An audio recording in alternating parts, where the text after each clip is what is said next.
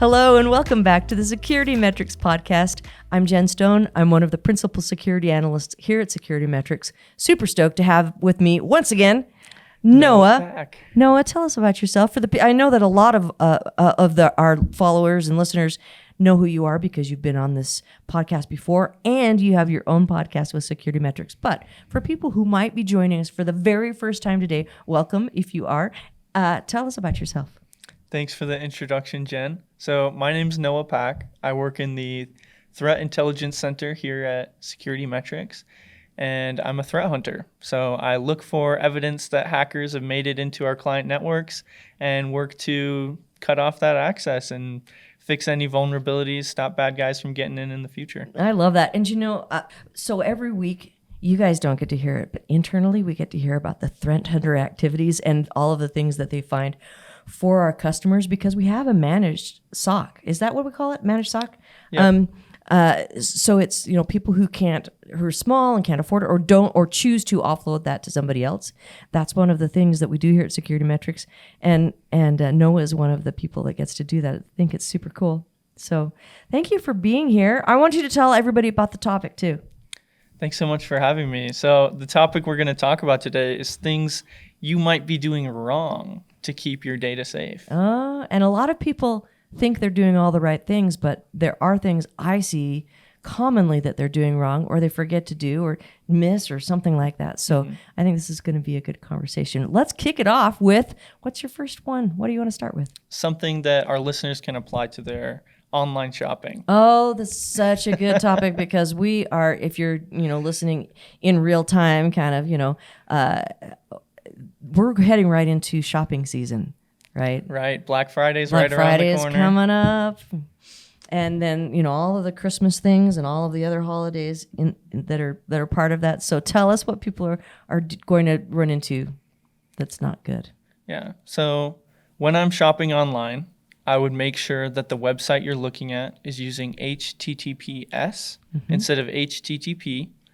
And then I would also, if it's a smaller website, use kind of a throwaway credit card, debit card. So most of people who are listening today are like, yeah, I got it. I can tell whether it's HTTPS or not. Right. For the people who can't, give us a quick overview of what that is and how to find out.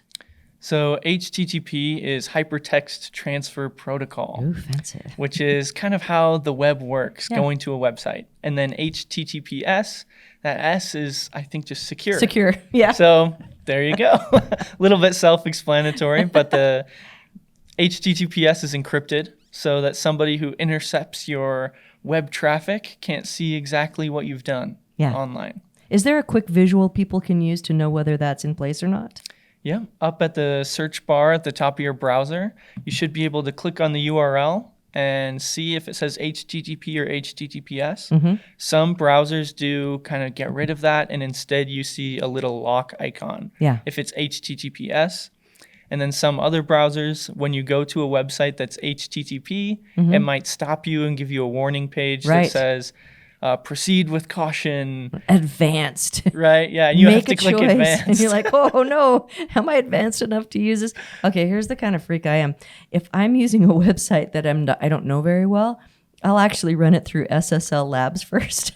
Yeah, I do the same thing. So, I have a whole slew of website vulnerability scanners. I'll put the websites through to make sure, is this somewhere I want to spend my money? And you guys can do this too. There are free online scanners that will tell you kind of the security stance of the website you're looking at. And part of me thinks it's funny to go I just want to know. But the other part of me is like, how real is this site? Anybody can throw a site up, right? And so I'll look at reviews and I'll look at, try and do some intelligence gathering when it looks a little suspect before I jump into it. So. Oh, yeah. And a little personal story is that I was shopping for some parts for my four-wheel drive vehicle. So I was looking for some off-road suspension and some pieces that will help me out there. And there's one website that a ton of people recommended. So I went to the website and I was going to go order some custom fabricated pieces from them. But the website looked pretty old. It looked like it had been made maybe 10 years ago. Oh, so I pretty. thought, oh, okay, they probably have some unpatched vulnerabilities. Yeah. I threw that website in some vulnerability scanners, and it came back with 64 critical vulnerabilities. So you gave him your credit card? No. So I'm looking for a reseller of their parts, but I'll probably end up emailing the person who manages the website because there was a contact us page. Right. And I'll let them know kind of what I found and offer some free help. It's a really good point too, because especially on those specialty, hard to find or very popular items, there's shortages everywhere right now. So that gives a really good in point for these scammers to set up a fake website and take your money. Oh, yeah. Because you're like, oh, I found a place that has this very special game that I want that you can't find anywhere, but that's not true. So you have to be really careful that the reputation of the site you're going to, but also like you said, the vulnerabilities. So that is a really good one. Okay, give me another one. Yeah. Oh, well, going off that one, you can also use services. I think there's one called Privacy Card. Oh, okay. And it allows you to essentially make a burner debit card. Right. So you can set an exact spending limit, and then as soon as you spend that money, the card just disappears and doesn't work anymore. Yeah. So if your credit card is stolen by some sketchy website, there's really nothing that can happen about it. So if you're like, I really want to roll the dice on this, but I don't want to roll the dice on the whole thing. Right. Yeah, get a burner card for sure. Yeah. What's another good one? Security through obscurity. So you might have heard this phrase before, but it essentially means not really securing what you're doing online, or with your network or your hardware, but kind of hiding the vulnerabilities. Yeah. So I guess you could say this is akin to putting the key to your house underneath the mat instead of leaving it inside the lock. Yeah. I just sold my house. Yeah. And the real estate agent said, how do we transfer this key over to the next person? Oh, just put it under the mat. I'm like, because nobody knows that that's what everybody does. That's insane. It's the first place to look. It's the first place to look. But also that's what a lot of people do. And in cybersecurity, sometimes people think because they don't know something that other people don't know as well, or because they think they're renaming a server. Let me rename this to something kind of obscure, and so nobody will go look at it. Well, that's not how people go and hack things anyway. They're going to look for services. So, so one of the things that the people need to do is really trust that what they're setting up is good security, not just kind of trying to hide things. Right. So in the Security Operations Center, we have clients that are getting a variety of services from us. Some of them, we're managing their endpoints and their firewall, and we have vulnerability scans going, and we're doing their compliance and kind of everything. Yeah. But then other clients, we're just doing their vulnerability scans and maybe collecting logs from their firewall because that's what best fits them. Yeah. But sometimes we'll find that they've exposed SSH or RDP, which are ways to remotely access a computer on their firewall for the whole internet to see. Yeah. But they think like, oh, we'll hide it by putting it on port. On the different port? Yeah, by putting it on port 4000 or something instead of 22 or 3389. Yeah. We see it because we see their logs. So we see that the threat actors, the bad guys they find it within maybe 30 minutes and then they're trying to brute force their way in. Yeah. And we let the client know, and the client's IT person might say something like, oh, I never thought anybody would find that. Yeah. But the truth is that these threat actors, they have more resources than us. Yeah. There's way more of them than there is of us. And so they find it. Plus it's automation. They have programs that are out there looking for misconfigurations and automatically hacking into them. Yeah. And so just because you don't know something or you think something is hard does not mean that applies to everyone. Right. And I find that sometimes we see that in groups where, you have just enough knowledge to not know what you don't know before you actually know all of the things. That's an area where people will often make this specific mistake of trying to obscure things rather than actually secure them. Yeah. This episode is brought to you by SecurityMetrics Shopping Cart Monitor Inspect. It's a revolutionary new product that can help you detect any problems with your shopping cart security, allowing you to effectively improve your e-commerce security. Here's what I know about it. A lot of times people say, well, hey, I'm PCI compliant because I passed my SAQA. Great. You're missing most of the things that people are actually stealing information from right now. Shopping Cart Monitor was created to actually close those gaps and help you against things like MageCart and other known e-commerce issues. To learn more about this Shopping Cart Monitor, head to our website, securitymetrics.com. Give me another one. What else are people doing that probably is the wrong way to secure things? One thing that I've heard of a lot lately is ridiculous password requirements. So some companies might think, oh, you need to have a capital letter, a lowercase letter, 2 Egyptian hieroglyphs, 9 numbers, a Roman numeral, and your cat's birthday inside your password in order for it to be secure. Yeah. And the truth is that, yeah, that can make it harder to brute force your password. But having a longer password is usually much better than having a shorter password. Absolutely. And then also having multi-factor authentication is much better than even having a super complicated password. Right. So multi-factor authentication is, there are a lot of misconceptions just about multi-factor authentication. Maybe we could talk about a few of those things. But one of the things that I hear a lot is it slows me down too much. And people don't want to do it because it slows them down. And so what is your response to that that's slowing me down in my work? Do you not buckle your seatbelt because it slows you down too much getting in your car? I mean, that's kind of my opinion. Like, maybe it does slow you down. Do you not? Do you not lock your door when you get home? Right? Yeah. Oh, it takes an extra 2 seconds, but yeah, that's going to give you a lot more peace of mind. Yep. And a lot more security. But some people do multi-factor kind of wrong. Like they confuse 2 steps with multi-factor.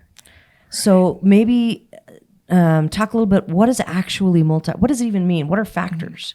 So the factors would be something you have, something you are, and something you know. Right. So something you know would be your username and password. And here's where that 2-step is kind of a confusion, right? So people who put in 2-step passwords, so it's a username, password, and then another password. That's just 2 steps. That's single factor. Yeah, single factor is 2 things you know. That is not multi-factor. Exactly right. And then something you have could be your phone with the Duo app or Google Authenticator app, or even one of those little keys that you plug into your computer. Right. Like a Titan key.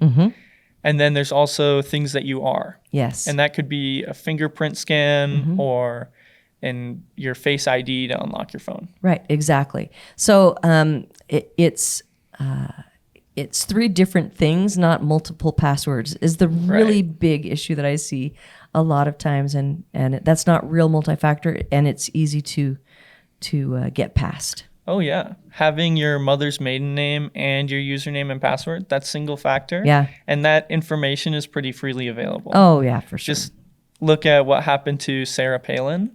Her Yahoo account was hacked into because the backup password was what was the name of the high school you went to. Oh, yeah. So the person went on Wikipedia, found it, got into her email. Public knowledge. Yeah. Yeah, why would anybody do that as a secure factor? That doesn't make any sense at all. And if a website does make you put your mother's maiden name or your first pet's name, the street you grew up on, I would recommend putting something random and not what the answer actually is. I have a whole set of things that are my faux knowledge base of myself because, just for that reason, because everybody can look up what my birth date was. Right. That's very common for everyone to know, especially since the era of Facebook and everybody puts all of their personal knowledge there. And even if you remove your birthday from Facebook, people will still post on your timeline. There's the historical posts on your timeline that anybody can look at and figure out when that is. Yeah, your friends will always out you. Thanks, friends. Yep. All right, what's next? Ooh, another thing that I've seen a lot lately is not segmenting your network. All right, let's talk about that a little bit, about what segmentation means, and why it's important.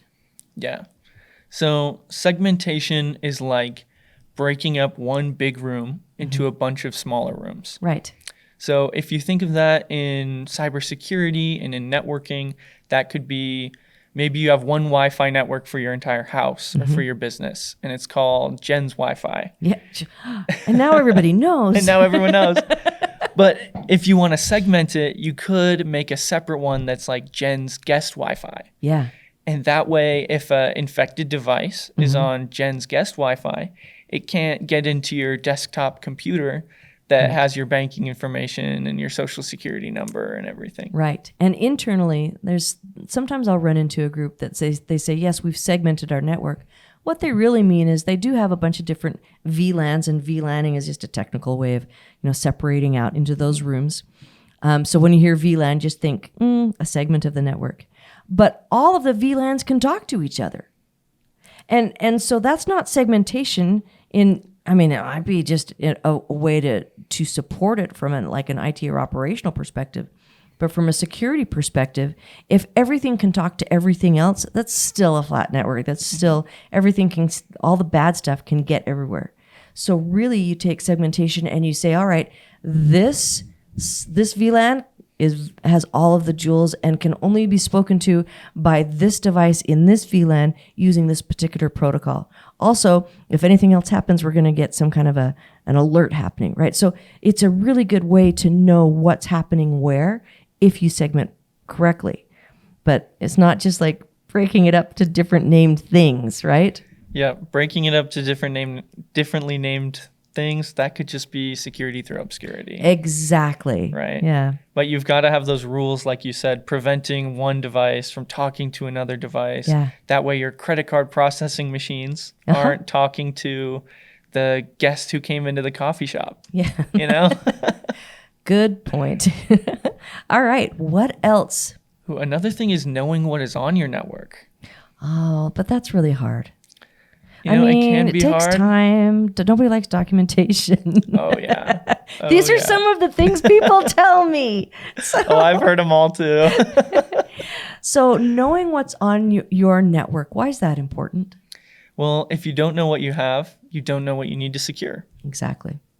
Yeah, and different things are secured in different ways, right? Right. So there are both passive and active ways to scan your network and find things that are on it. There's also manual ways. If you're, a smaller organization, there's lots of different ways to find that out. But if you don't know, how do you know you have not had a breach if you don't have enough tooling in place to tell you? Yeah, exactly. It's one of those kind of head in the sand things. Well, we don't know. You might have had a database server compromised that has all your customers' records since the company was founded, but you don't even know you have that database server because it's plugged in underneath the stairs in the basement and it's covered in dust. We don't use that anymore. Yeah, and Bill said don't unplug it because something will break. So you just leave it, and there's some weird blinking lights on there. And then Bill left the company, and who even knows what's going on? Okay, those are some really good ones. Okay, give me one more thing what you're doing wrong. Thinking that once something is set up, it's just good to go. So with your Wi-Fi router, you might plug it in originally and your Wi-Fi works and every device is connected. And then every memory of your Wi-Fi router just slips right out of your head. And you never think about it ever again because it just sits behind the TV and everything just works, right? Yeah, until it doesn't. Until it doesn't, or until it gets hacked. Yeah. So you've got to update stuff. Mm-hmm. You've got to keep all your devices patched. If you have a website for your business, you've got to be updating everything in relation to that website. One thing, so I've talked to a lot of freelance web developers, some of my friends, and they've said that it's pretty common for a business to hire them to make a website. And then they say, okay, contact me again in this amount of time and I'll come back in and maintain it, update things for you. And the customer's like, no, I don't need that. It works. Yeah. It's like, oh, are you kidding me? Probably not the best way to approach it. Hey, I want to talk about maybe some myths about cybersecurity that are kind of related to things people are doing wrong. They hear these myths, and so when they believe them, then they do things wrong. So I'm going to give you a topic. You tell me the related myth. Okay. First topic, security awareness training. So research has shown that not many people pay attention during security awareness training. What? I know, right?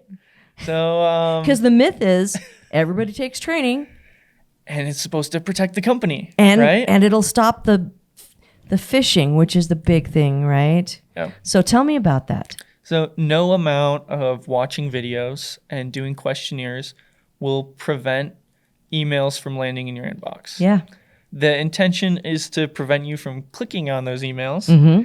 But I found this article, and maybe we can link it if some listeners ask, but I think it said 36% of people actually pay attention during security awareness training. Yeah. I barely pay attention when I'm giving it. Yeah. I know it's because it's the human nature, right? Yeah. We're thinking about everything but what we're doing in the moment. And that's not good, because here companies are they're putting time and money, resources towards training people. If it's not sticking, what do we do? What works better than security awareness training?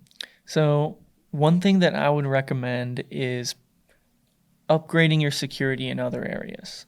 So having a good email spam filter, and having warnings. Depending on who your email provider is, you can set up a warning. So when someone gets an email from outside of your organization, they get this big yellow banner that says, "Warning, this email is from an untrusted person outside your organization. Do not click any attachments or give them your data." Yeah. So I'd recommend that. And then also endpoint security. So securing the computer that would click on the bad thing. Yeah. There's some companies where it's, and I find it's the people who are often kind of the busiest and most helpful. They really are motivated by good things, are the ones who fail the phishing training most often. They're always going to be that clicker in the organization because they think they're doing the right thing and they're trying to do good work and they're trying to be helpful. And so they'll click on the things. And there are a couple of companies where I've told them, look, you have a valuable person there that you want to keep be part of your company, but you also know that they are potentially putting you at risk. What else do you think you could do for that specific person? And so in some cases they have put so that person is not actually allowed to click on things. It actually strips out the URLs from their email specifically. So that individual is targeted as someone who is potentially high risk and has to go find a different way to get that information rather than clicking through a link. Yeah, that's a great idea. Yeah. So kind of, the more you can do, it starts with kind of a risk assessment, right? Right. So you don't want to do this, big blast kind of thing for everyone, especially because of the potential impact to your business. Right.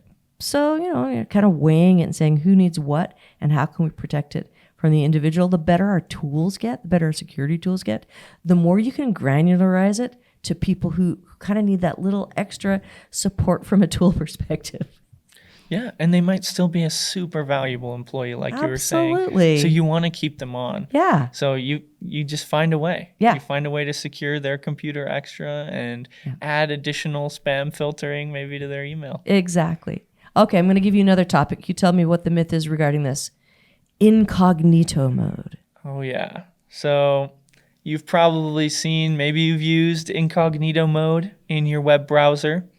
And once you do it, you open up your new tab in incognito mode. And there's a little icon of a spy, and it switches to dark mode, which is always more secure. Absolutely. That's the myth, isn't it? Yeah, exactly. But what is it really? So incognito mode is just stopping cookies from being saved, which are tiny files that save data about where you've been on the internet.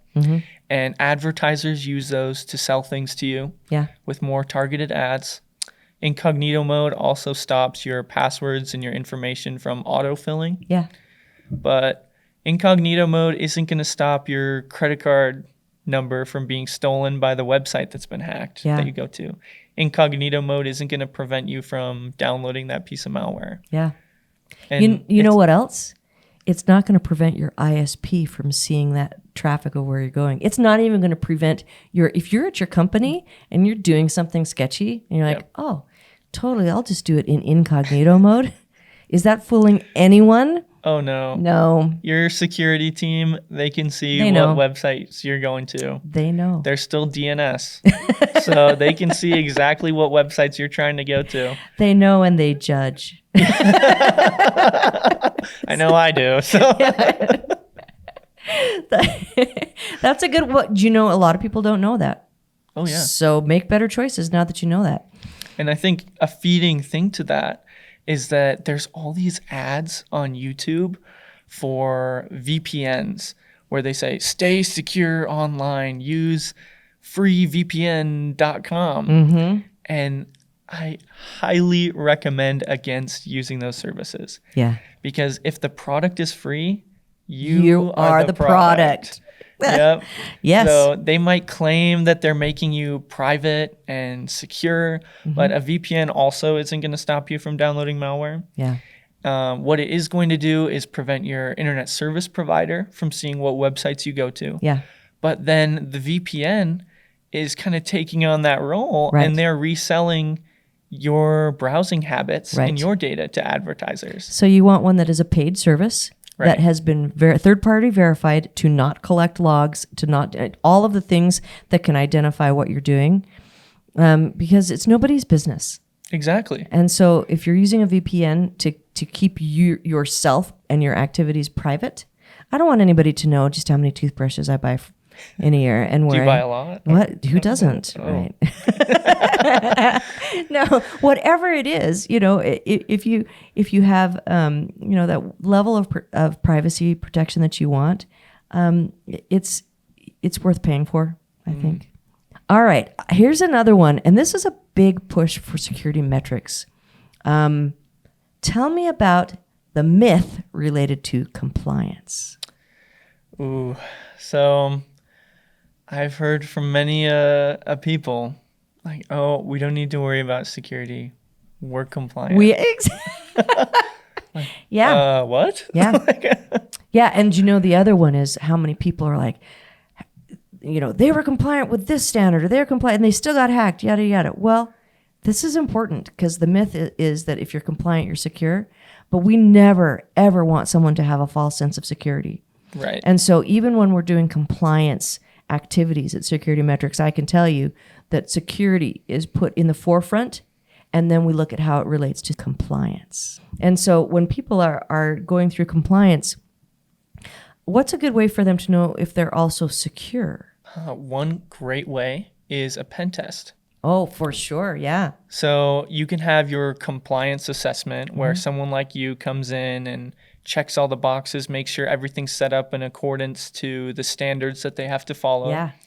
And then you could also hire SecurityMetrics or another company to do a penetration test, which is where ethical hackers will take on the role as adversaries and they'll try to hack into your business and see what access they can get. Yeah. And even if you're perfectly compliant, those pen testers, those ethical hackers, they might still be successful. Yeah. And get in. And I'd venture that our team, like, they will be I know, successful. our They're team almost is always really good. They've Yeah. won competitions at DEF CON and things. I mean, Oh, yeah. So when I have people say to me, "Who do you recommend for your pen test?" I'm like, depends. What is the purpose of the pen test? Are you trying to pass compliance or are you trying to be secure? If you're trying to be secure, I can absolutely recommend our guys because they will find a way in. Oh, they will. They always do. But the thing about these compliance assessments is for example, PCI. There's a lot of compliance that I personally do that's for credit card security, which is PCI, right? First, you start with your scope. When we're doing a PCI assessment, you've got the entire environment of an organization, and then you've got their PCI environment. If I'm doing a PCI assessment, guess what security I'm not looking at? Everything else, right? And so I have actually had companies, I had one company that I finished their PCI compliance for just their e-commerce. I didn't even do their other PCI pieces. And they had a breach. And when we had the conversation, they said, but it didn't touch the PCI environment. I said, I know, because guess what? we cared about security in your PCI environment. But there was a part of that conversation that we had where we said, this only looks at your PCI environment and not the rest. The rest is your responsibility. And yet I still feel bad enough about, I don't want people to be, so they're actually really, really good because they finally got it. They're like, oh, it's not just compliance. I have to actually care about security. And so they broadened everything to a much more comprehensive program, which is awesome. But one of the takeaways I took from that was, I need to use stronger language when I talk to people and they bring me in for a compliance assessment and not assume that they just care about that compliance environment or that they even understand what they're asking for. So you look at compliance, and this is something that I recommend all organizations to do, is if you have someone to come in and look at compliance in a certain area, great. But then you need to ask yourself, who's looking at the other pieces? If you don't have a third party with eyes on all of your environment, the way you have to for some of your compliance environments, chances are good you're not seeing things.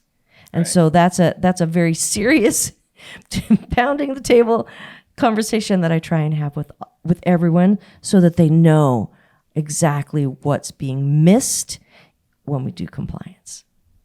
Yeah, that's a really good thing to add in. I got really excited about that topic. Sorry.